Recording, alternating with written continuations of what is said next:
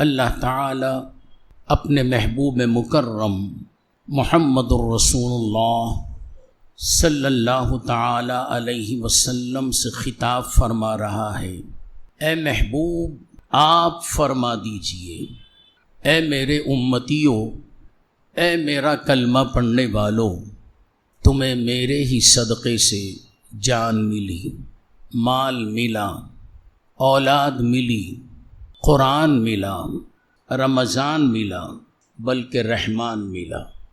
جو کچھ ملا ہے وہ میرے ہی صدقے سے ملا ہے۔ لا اسألکم، میں تم سے کوئی سوال نہیں کرتا، علیہ اجرا، اس پر اجرت طلب نہیں کرتا کہ میرے صدقے میں تمہیں سب ملا، اگر میں نہ ہوتا تو تمہیں کچھ بھی نہ ملتا۔ یہ جان ہمیں ملی ہے حضور کے صدقے میں، مال ملا حضور کے صدقے میں، قرآن ملا حضور کے صدقے میں، رمضان ملا حضور کے صدقے میں، سب حضور کے صدقے میں۔ آپ ارشاد فرماتے ہیں، میں تم سے کچھ مانگنے کے لیے نہیں آیا، میں تمہیں دینے کے لیے آیا ہوں۔ انما انا قاسم واللہ یعطی، میں اللہ کی نعمتوں کو بانٹنے کے لیے آیا ہوں اور اللہ مجھے دیتا ہے۔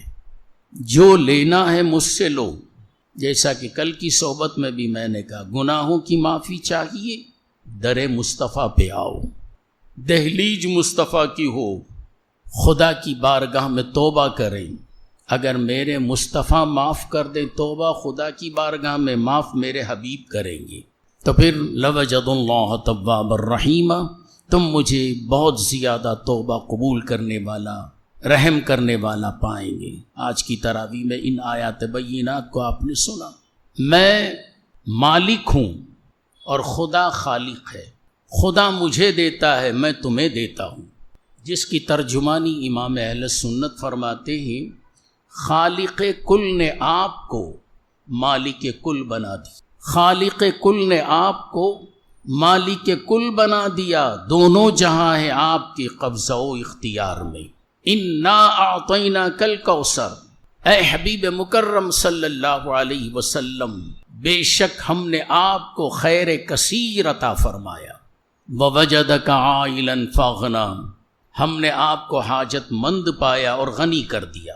اب اے دنیا والو، تمہیں جو کچھ چاہیے وہ در مصطفیٰ پہ آؤ، یہاں مانگو، میرا حبیب دے گا، اور جو میرا حبیب دے گا اس کو لے لو، چونکہ میرے حبیب کا دینا ہی میرا دینا ہے۔ اور ایک مقام پر اللہ تعالیٰ خود ارشاد فرماتا ہے، ما آتاکم الرسول فخذوہ وما نہاکم عنہ فانتہوا، جو کچھ میرا مصطفیٰ تمہیں دے وہ لے لو، جس چیز سے روکے رک جاؤ۔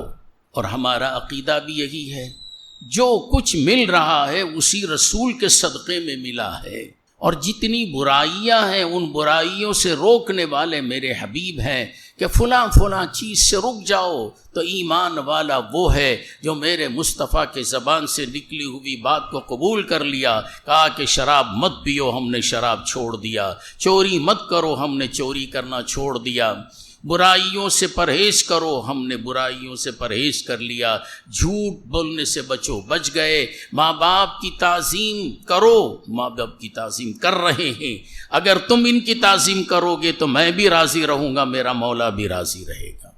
تو جو کچھ ہمیں مل رہا ہے یہ کس کے صدقے میں؟ حضور کے صدقے میں۔ اللہ تعالیٰ یہی ارشاد فرما رہا ہے، لا اسألکم علیہ اجرا، جو کچھ تمہیں ملا ہے میں اس پر تم سے کوئی اجرت طلب نہیں کرتا، الا المودۃ فی القربى، بس اتنا ہے کہ تم میرے آل کی عزت کرو، میرے اہل بیت کی تعظیم و تکریم کرو، ان کا ادب کرو۔ گویا مولا علی کرم اللہ تعالی وجہ الکریم کا احترام کرو، خاتون جنت کی تعظیم کرو، حسنین کریمین کا ادب و احترام کرو۔ ہم ایسے لالوچی ہیں، جب بھی کوئی بات ہم سے کہی جائے کہ یہ کرو تو ہم فوراً کہتے ہیں اگر یہ کریں گے تو ہم کو کیا ملے گا؟ نماز ادا کرو، مولا کیا ملے گا؟ سچ بولیں گے تو مولا کیا ملے گا؟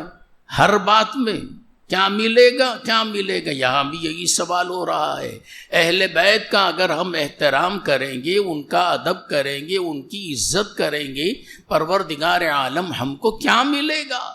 تو میرے مصطفیٰ ارشاد فرماتے ہیں، تفسیر روح البیان میں بھی ہے، تفسیر کشاف میں بھی ہے، فرماتے ہیں اگر تم اہل بیت کی تعظیم و تکریم کرو گے تو فرمایا وَمَن مَّاتَ عَلَى حُبِّ آلِ مُحَمَّدٍ صلی اللہ علیہ وسلم مَاتَ مُؤْمِنًا، جو اہل بیت کی محبت میں فوت ہوتا ہے وہ ایمان کی حالت میں فوت ہوتا ہے۔ اہل بیت سے محبت کرنے والے کا ایمان ضائع نہیں ہوتا، وہ اس وقت بھی اس کا ایمان سلامت رہتا ہے جبکہ آخری سانس وہ لے رہا ہوتا ہے۔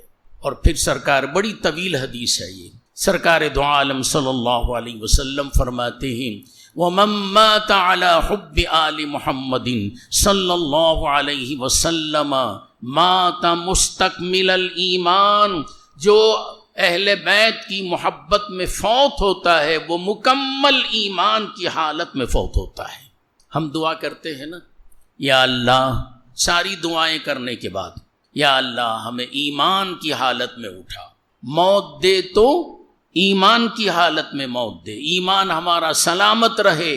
ایسے وقت میں ہم کو ایمان موت آ جائے تو اس ایمان کی سلامتی کے ساتھ اگر مرنا ہے تو رسول اللہ صلی اللہ علیہ وسلم کی آل سے محبت کرو، علی سے محبت کرو، خاتون جنت کی تعظیم کرو، حسن و حسین کو چاہو۔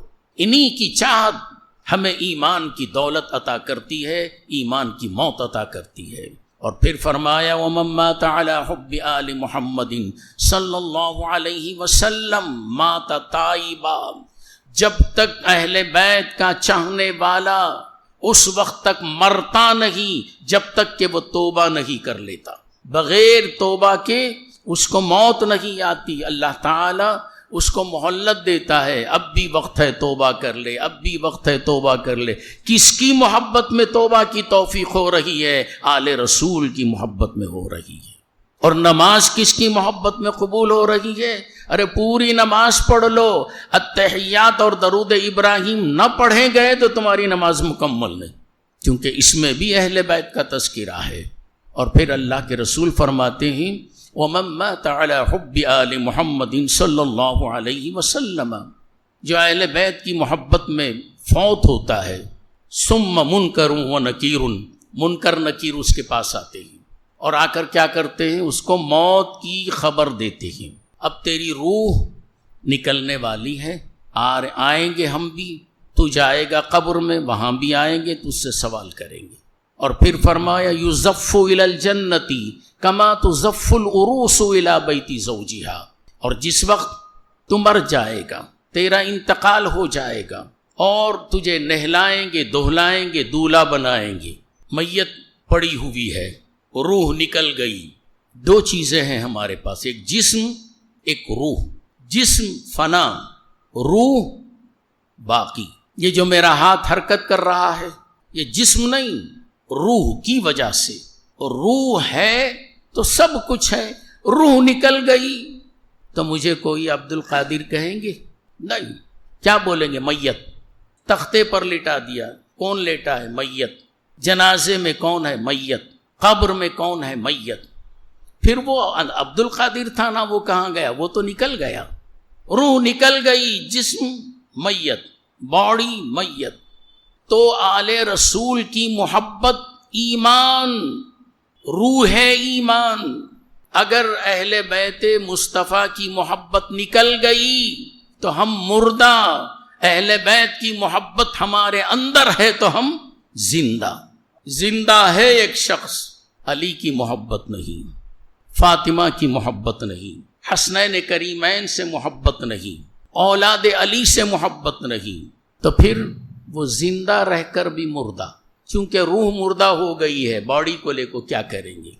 ہمارے اندر محبت ہے، علی سے پیار ہے، عشق ہے۔ جیسے ہی نام آیا علی تو ہم کہتے ہیں کرم اللہ وجہ الکریم، روح زندہ۔ تو روح نکل گئی، تختہ دار پر باڑی ہے پھر بھی وہ مردہ نہیں ہے، جب قبر میں لٹا دیں گے تو وہ زندہ ہے، چونکہ روح اس کی واپس آ جاتی ہے۔ اور یہ روح جسم سے علیحدہ ہونے کے بعد کہاں جاتی ہے؟ اس کا ٹھکانہ کہاں ہے؟ ابھی نہلائے نہیں، ابھی گھر میں ہے، غسل کی تیاریاں ہو رہی ہیں، روح کہاں ہے؟ روح سیر میں جا رہی ہے، جسم سے نکلی، ملائکہ لے جا رہے ہیں، پہلے آسمان پر پہنچے، پہلے آسمان کے فرشتے پوچھتے ہیں یہ کس کی روح ہے جس سے بڑی پیاری خوشبو آ رہی ہے، یہ کون ہے؟ اور اس روح کو وہ فرشتے پوچھتے ہیں تو میرے اپنے نام سے نہیں پوچھتے، میرے باپ کے نام سے پوچھتے ہیں، فلاں کا بیٹا فلاں ہے، تو بولا مبارک ہو، آگے چلو۔ دوسرے آسمان پہ جاتے ہیں ملائکہ اس روح کو لے کر، ابھی باڈی یہی ہے، قبر میں گئی نہیں، یہاں تک کہ چلتے چلتے عرش کے قریب پہنچتے ہیں۔ مولا پوچھتا ہے یہ کون ہے؟ کہا کہ یہ فلاں کا بیٹا فلاں ہے۔ اچھا، یہ بڑا پیارا ہے، اس کی روح بڑی عمدہ ہے، بڑی خوشبودار ہے، اس کو مخملی فرشتے کپڑے میں لپیٹ لو اور لے جاؤ، اس وقت تک اس کو قبر میں لٹا دیا جاتا ہے، اور وہ روح جب آتی ہے واپس تو قبر میں اس کی جسم میں ڈال دی جاتی ہے، گویا جسم میں روح واپس آ گئی تو وہ قبر کے اندر بھی زندہ۔ اسی لیے اللہ تعالیٰ فرماتا وَلَا تَقُولُوا لِمَنْ يُقْتَلُ فِي سَبِيلِ اللَّهِ أَمْوَاتٌ بَلْ أَحْيَاءٌ وَلَكِنْ لَا تَشْعُرُونَ، جو اللہ کی راہ میں قربان ہو گئے اس کو مردہ مت کہو، ارے جسم تو مردہ ہے مگر روح نکل گئی، سیر کے لیے گئی ہے، جب واپس اسی جسم میں آئے گی تو پھر وہ جسم بھی زندہ ہے، وہ روح بھی زندہ ہے۔ اسی لیے ہم زندوں کی مزار پہ جاتے ہیں، زیارت کرتے ہیں، تو بہرحال بات طویل ہو جائے گی۔ جب ہم مر جاتے ہیں تو ہم کو کیا کرتے ہیں؟ غسل دیتے کہ نہیں دیتے؟ غسل دیتے ہیں، عمدہ لباس پہناتے ہیں، عبیر کاپور ڈالتے ہیں، خوشبو میں بساتے ہیں۔ ایمان والے کا جنازہ جب جاتا ہے تو اس کے جنازے سے خوشبو مہکتی ہے، لوگ ادھر ادھر کے دیکھتے ہیں کون جا رہا ہے، کون جا رہا ہے، فلاں جا رہا ہے، فلاں جا رہا ہے، یہاں تک کہ جب قبرستان لے جا کے اس کو دفنا دیتے ہیں تو اللہ کے رسول فرماتے ہیں یُزَفُّ إِلَى الْجَنَّةِ كَمَا تُزَفُّ الْعُرُوسُ إِلَى بَيْتِ زَوْجِهَا فُتِحَ لَهُ فِي قَبْرِهِ بَابَانِ إِلَى الْجَنَّةِ، فرشتے اس کو جنت کی طرف قبر میں ایسے لے جاتے ہیں جیسے نئی نویلی دلہن کو سجا کر دولہا کے کمرے میں بھیجتے ہیں، ایسے ہی فرشتے اس کو سجا کر قبر میں داخل کرتے ہیں۔ جب وہ قبر میں پہنچتا ہے تو اس کی قبر جنت کے باغوں میں سے ایک باغ بن جاتی ہے۔ ہم کیا دیکھتے ہیں؟ 3 بھئی کے گڑھے میں ڈال کے آ گئے، وہ تو مردے کو ڈالتے ہیں، ہم مردے کو نہیں دفن کر رہے ہیں، ایمان والے کو دفن کر رہے ہیں۔ اس کی روح زندہ ہے، جب واپس آئے گی روح جسم میں تو جسم بھی زندہ ہوگا۔ اب اس کو اختیار ہے، سوالات کے بعد جہاں چاہے وہاں جائے، جس سے چاہے وہاں پہنچیں، اپنے گھروں کو جاتی ہے تو جائیں۔ حدیث پاک میں بھی ہے ہر پیر اور ہر جمعرات کے دن ہمارے بزرگوں کی روحیں جو مومن ہیں ہمارے گھروں کے پاس آتی ہیں اور ہم کو دیکھتی ہیں کہ جس حال میں ہم چھوڑ کے گئے تھے اسی حال میں ہیں یا عقیدہ بدل دیے ہیں۔ جس طریقے سے ہم سخاوت کرتے تھے ویسے ہی ہمارے بچے سخاوت کر رہے ہیں یا کرنا چھوڑ دیا۔ اگر آپ ان کے طریقے پر عمل کر رہے ہیں، آپ کی دہلیز پہ کھڑے ہو کر وہ آپ کو دعائیں دیتے ہوئے جاتے ہیں، مولا جس طریقے سے میں ان کو چھوڑ کر گیا تھا اسی طریقے سے یہ میرے مال میں سے میرے نام پر صدقہ دے رہے ہیں، یہ جتنا صدقہ دیں گے مولا ان کے مال میں اور اضافہ کر دے، ان کے ایمان کو اور مضبوط کر دے۔ تو قبر میں چلے گئے یُزَفُّ إِلَى الْجَنَّةِ كَمَا تُزَفُّ الْعُرُوسُ إِلَى بَيْتِ زَوْجِهَا، دلہن کی طرح گیا، دلہن کی طرح سلا دیا گیا۔ اب سوال ہونے کے بعد پھر کیا ہوتا ہے؟ اس کی قبر میں جنت کے دروازے کھول دیے جاتے ہیں۔ فُتِحَ لَهُ فِي قَبْرِهِ بَابَانِ إِلَى الْجَنَّةِ، جنت کے دروازے اس کی قبر میں کھول دیے گئے۔ اب حکم ہے جس دروازے سے چاہے جنت میں داخل ہو جا، حساب و کتاب کے بعد وہ دوسرے لوگوں کا معاملہ ہے جو داخل ہوتے ہیں۔ مومن قبر میں پہنچا، نبی کی رسالت کی گواہی دے دی، جنت کے دروازے کھول دیے گئے، اب اس کی قبر نہیں رہی، اس کی قبر جنت کے باغوں میں سے ایک باغ ہو گئی۔ اسی لیے ہم تدفین کرنے کے بعد ہمارا اپنا وتیرہ، ہمارا اپنا طریقہ، دوسروں کا کیا ہے معلوم نہیں، کیا دعا کرتے ہیں؟ اللہم اغفر لہ وارحمہ وادخلہ فی الجنہ، اللہم ادخلہ روضۃ من ریاض الجنان، اے مولا اس کی قبر کو جنت کے باغوں میں سے ایک باغ بنا دیں اور اس کو جنت میں داخل کر دیں۔ بعض لوگ ایسے، وہ جانے اس کی قبر جانے، ہمیں کیا لینا دینا ہے؟ ارے مومن جا رہا ہے تو مومن کے لیے ہم زمین کے اوپر کھڑے ہو کے خوشخبری دے رہے ہیں۔ تو عاشق رسول تھا، نبی کے فرامین پر عمل کیا کرتا تھا، نبی کی اداؤں کا لباس بنا لیا تھا، اب تو جنتی ہی ہے، اس لیے ہم بھی کھڑے ہو کر یہاں دعا کر رہے ہیں، مولا اس کی قبر کو جنت کے باغوں میں سے ایک باغ بنا دے۔ اب مومن کی قبر کیا ہوئی؟ قبر نہیں رہی، وہ باغ بن گئی، جنت کے باغوں میں سے ایک باغ۔ اسی لیے مومن کی قبر کے پاس زائرین جاتے ہیں۔ اور پھر اللہ کے رسول فرماتے ہیں تفسیر روح البیان میں، جعل اللہ قبرہ مزار ملائکۃ الرحمہ ومن مات علی حب آل محمد صلی اللہ علیہ وسلم جعل اللہ قبرہ مزار ملائکۃ الرحمہ، جو اہل بیت کی محبت میں فوت ہوا اس کو دفن کر دیا گیا، اور وہ مومن تھا اور وہ ایمان والا تھا، عاشق رسول تھا، نبی کی آل پر اپنی جان کو قربان کر دینے والا تھا، وہ مر گیا، اس کی قبر کی زیارت کو دنیا والے آئیں نہ آئیں مجھے اس کی کوئی پرواہ نہیں ہے۔ اللہ کے رسول فرماتے ہیں اللہ تعالی روزانہ اس کی قبر پر رحمت کے فرشتوں کو بھیجتا ہے، اے میرے فرشتوں جاؤ میرے اس مومن بندے کی قبر کی زیارت کرو۔ یہ صدقہ ہے اہل بیت اطہار کی تعظیم و تکریم کا۔ میں دعا کرتا ہوں کہ اللہ تعالیٰ کہ آپ اپنے دل و دماغ میں رکھ لیں، اپنے عقیدے کو سنوار لیں، کسی کے بہکاؤں میں نہ آئیں، اگر دنیا بولتی ہے تو بولنے دیجئے، آپ اپنے عقیدے کو سنوارتے ہوئے چلے جائیں۔